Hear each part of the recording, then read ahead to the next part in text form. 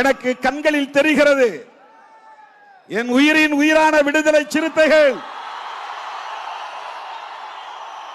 நல்ல தலைமை பண்புள்ள ஆற்றல் வாய்ந்த இளைஞர்களாக வளருவார்கள். கருத்தியல் சார்ந்து வளருவார்கள்.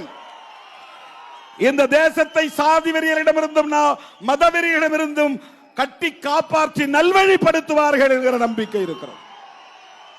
உங்களில் அவ்வளவு பேர் இளமையாக இருக்கிற போது தெரியாது.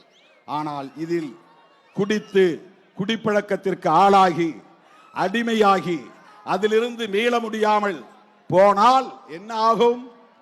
எத்தனை அம்பேத்கரை நாம் இழக்க நேரும்? இதில் அம்பேத்கர் உருவாகலாமே, உங்களில் பெரியார் உருவாகலாமே.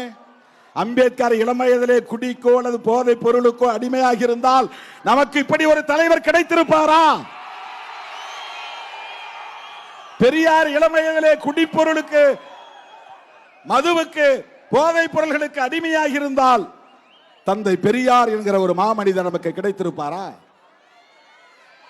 உலகத்துக்கே வழிகாட்டக்கூடிய மாமேதை காரல் மார்க்ஸ் ஒரு அடிக்டாக மாறி இருந்தால், போதை அடிமையாக மாறி இருந்தால் நமக்கு ஒரு மார்க்ஸ் கிடைத்திருப்பாரா?